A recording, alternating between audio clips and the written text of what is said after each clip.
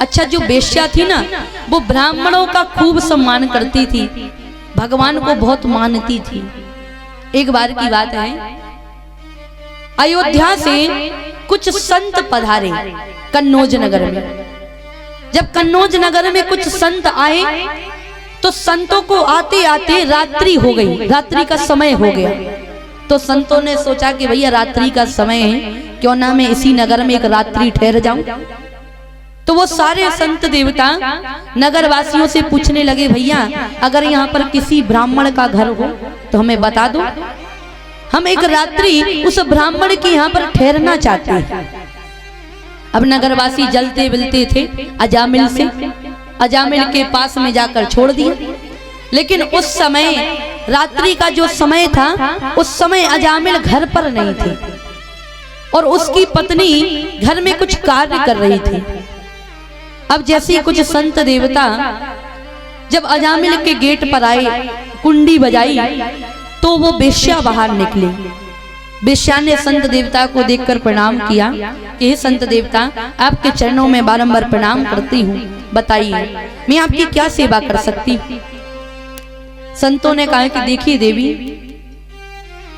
हम अयोध्या से चलकर आए हैं, लेकिन चलते चलते रात्रि हो गई है और देवी हम एक रात्रि यहाँ पर ठहरना चाहते हैं। अगर हमारे लिए रात्रि के लिए अगर एक कमरा मिल जाता रुकने के लिए तो बड़ा आनंदमय हो जाता।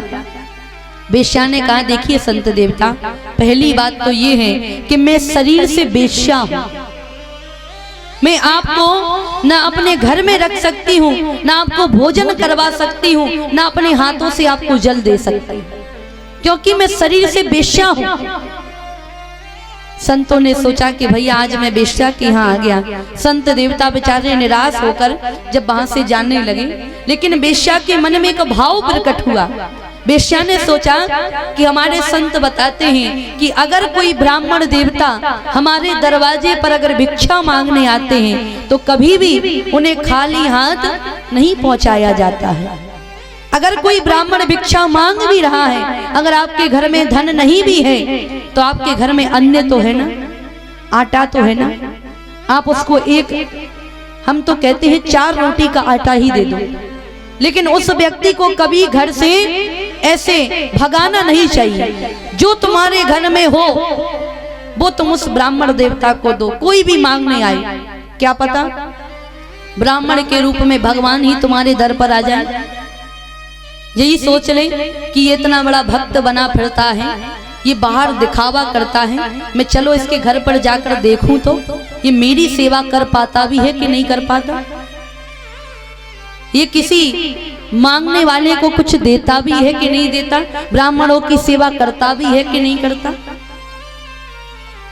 तो वेश्या के मन में जब वो भाव प्रकट हुआ, वेश्या दौड़ी दौड़ी गई और संतों को रोक लिया। हे संत देवता, आप बुरा ना मानो तो हमारे पास में एक बगीचा डला हुआ है और आप एक रात्रि ठहरना चाहते हो, ऐसा कीजिए एक रात्रि आप उस बगीचे में ठहर जाइए।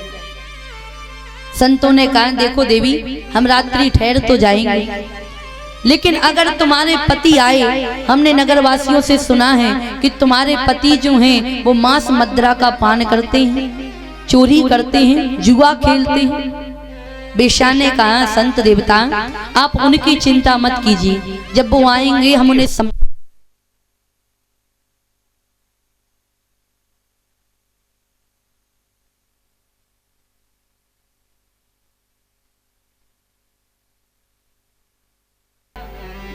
आप अगर बुरा ना मानो, हमारे पास में एक बगीचा है, आप उस बगीचे में ठहर जाए।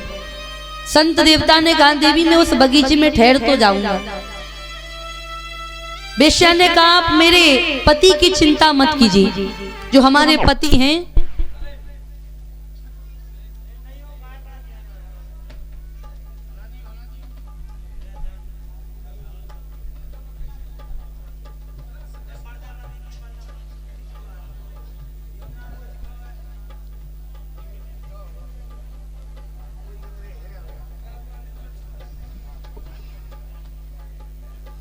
देवता ने कहा ठीक है। अब रात्रि हुई रात्रि के समय संत देवता उस बगीचे में ठहरे। कुछ समय बीता तो रात्रि के ही समय वो अजामिल अपने घर लौटा चोरी करके, और जैसे चोरी करके घर में गया तो उसके नजर पड़ी बगीचे पर। तो बगीचे में संत देवता लेटे हुए थे, सो रहे थे। तो अंदर भीतर गया अपनी पत्नी के पास में और पत्नी से कहा कि देवी की बात बताओ, ये संत देवता इस बगीचे में क्या कर रहे हैं, निकालो यहाँ से। वेश्या ने कहा देखिए स्वामी, ये संत देवता अयोध्या से चलकर आए हैं और एक रात्रि रुकना चाहते हैं और हमसे कुछ मांग नहीं रहे हैं, एक रात्रि रुकना चाहते हैं, आप इनसे कुछ कहना मत। अजामिल ने कहा ठीक है देवी, अगर आप ऐसा कहती हो तो हम इन संतों से कुछ नहीं कहेंगे। अब जैसी सुबह हुई, वो संत देवता जब वहां से जाने लगे तो सबसे पहले अजामिल के दरवाजे आए वो संत देवता। संत देवता ने कहा अजामिल, हम तुमसे एक वचन चाहते हैं। अजामिल ने कहा देखो संत देवता, अभी तक तो मेरी पत्नी के कहने पर मैंने तुमसे कुछ कहा नहीं था, और अगर मेरी पत्नी ने मुझे रोका नहीं होता ना तो तुम जो धोती पहने हुए है ना, तुम्हारा लोटा और लंगोटा जो तुम पहने हुए हो, इसको भी बेच खा जाता। अभी तुम हमें जानते नहीं हो, निकल जाओ यहाँ से। अब संत देवता ने कहा अजामिल, हम तुमसे कुछ मांग नहीं रहे हैं, हम तुमसे बस एक वचन चाहते हैं। अब वेश्या जो थी वो संतों की बड़ी सेवा करती थी। वेश्या ने कहा मांगो संत देवता क्या चाहते हैं। संतों ने कहा देवी, हम चाहते हैं कि जब भी तुम्हारे घर में ये तुम्हारे गर्भ में जो पुत्र पल रहा है, ये पुत्र जब बाहर आए तो तुम इसका नाम नारायण रख देना। क्योंकि वो संत देवता जानते थे कि जीवन पर्यंत कभी भी अजामिल ने भगवान का नाम नहीं लिया, और अगर ये मरेगा तो इसे नरक में जाना पड़ेगा, और मैंने इसके घर का जल पिया है, इसके घर का खाना खाया है, मैं इसे नरक में तो नहीं जाने दूंगा। तो संत देवता ने कहा कि देवी, जब भी आपके घर में कोई पुत्र हो तो तुम अपने पुत्र का नाम नारायण रख देना। वेश्या ने कहा ठीक है संत देवता, जब भी मेरे घर में कोई पुत्र होगा मैं उस पुत्र का नाम नारायण रखूंगी। समय बीता, समय बीतने के बाद में जब उस वेश्या के यहाँ पर पुत्र हुआ, वेश्या ने उस पुत्र का नाम रखा नारायण। कितना सुंदर नाम है नारायण। नारायण नाम रखा।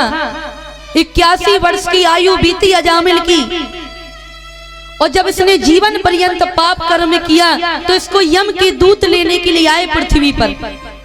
तो यम के दूतों को देखकर अजामिल घबरा गया, चिल्लाने लगा, और इसका पुत्र था नन्हा सा जिसका नाम था नारायण, वो पास में खेल रहा था।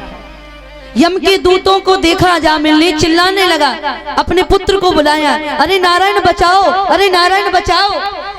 लेकिन महाराज उसके पुत्र के कानों में आवाज नहीं पहुंची पिता की, उसके पुत्र ने नहीं सुना। लेकिन जो जगत को चलाने वाले, जो जगत के पालनहार हैं, उनके कानों में बात पहुंच गई कि कोई भक्त मुझे पुकार रहा है। उसके पुत्र ने तो नहीं सुना, लेकिन हमारे नारायण भगवान के कानों में आवाज पहुंची।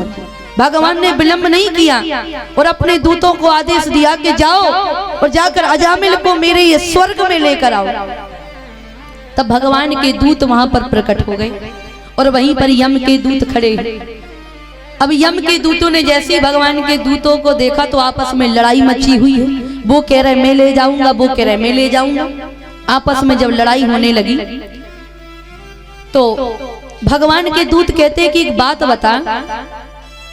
यम के दूतों से कहते हैं कि एक बात बताओ, इसके पुत्र का नाम नारायण कब से है? यम के दूतों ने कहा जब से इसका जन्म हुआ तब से इसका नाम नारायण है।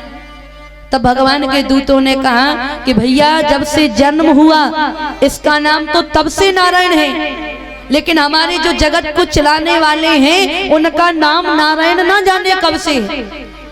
यम के दूतों ने कहा भैया तुम्हें गलतफहमी हो रही है, अरे इसने अपने पुत्र का नाम लिया है, उन नारायण का नाम नहीं लिया। भगवान के दूतों ने कहा चाहे इसने अपने पुत्र का नाम लिया हो चाहे इसने भगवान का नाम लिया हो, लिया तो हमारे प्रभु का नाम ही है। सबसे पहले हमारे प्रभु का नाम था नारायण और भगवान के नाम पर ही इस पुत्र का नाम रखा गया नारायण। चाहे इसने क्रोध में लिया हो चाहे अहिल्या में लिया हो, चाहे सोते उठते गाते खाते पीते जैसे भी इसने नाम लिया तो इसने भगवान का नाम ही है, तो लेकर तो हम ही जाएंगे। जब आपस में जब लड़ाई मची तब भगवान के दूतों ने मार मार कर यम के दूतों को भगा दिया। यम के दूत गए यमराज के पास में और यमराज के पास में जाकर बरस पड़े। एक बात बताओ, हम जब इस पृथ्वी लोक पर अजामिल को लेने के लिए गए थे तो यमराज ने कहा भैया तुम जब गए थे लेने के लिए तो तुम लेकर क्यों नहीं आए? कहा कि भैया हम इसलिए लेकर नहीं आए क्योंकि वहां भगवान के दूत आ गए और उन्होंने कहा कि हम अजामिल को तो हम लेकर जाएंगे, और वो भगवान का नाम लेने लगे। यमराज ने कहा भैया थोड़ा धीरे बोलो, यहाँ पर भगवान का नाम मत लो। ये जितने पापी देख रहे हो ना, ये जितने कैदी भरे पड़े हैं इस जेल में, इन्होंने जीवन पर्यंत पाप कर्म किया है। अगर तुमने यहाँ पर भगवान का नाम ले लिया ना, अगर तुमने एक बार भी भगवान का नाम लिया तो ये सारे कैदी जितने देख रहे हैं ना सारे मुक्त हो जाएंगे। अभी तुम भगवान के नाम की महिमा नहीं जानते हो। अगर मरते समय भी व्यक्ति एक बार भगवान का नाम ले लेना तो उसके जीवन का कल्याण हो जाता है। विचार करो, जैसे हमने कई व्यक्ति देखे मरते हुए। आजकल के व्यक्ति कैसे हैं कि मरेंगे भी, उनको पता भी है कि हमारी मृत्यु भी आ गई, हम मरने के लिए भी जा रहे। व्यक्ति आगे वाला बोलता है कि भैया बोलो राम, तो मुख से भगवान का नाम भी नहीं निकलता राम। अंत समय में भी एक ही नाम याद आता, एक बार हमें अपने पोते के दर्शन करा दो, हमें पोते का मुख देखना है बुढ़ापे में। बताओ मर भी रहे तब भी पोता देखना। जवानी भर पोते को तो देखा है, वो क्या किया है?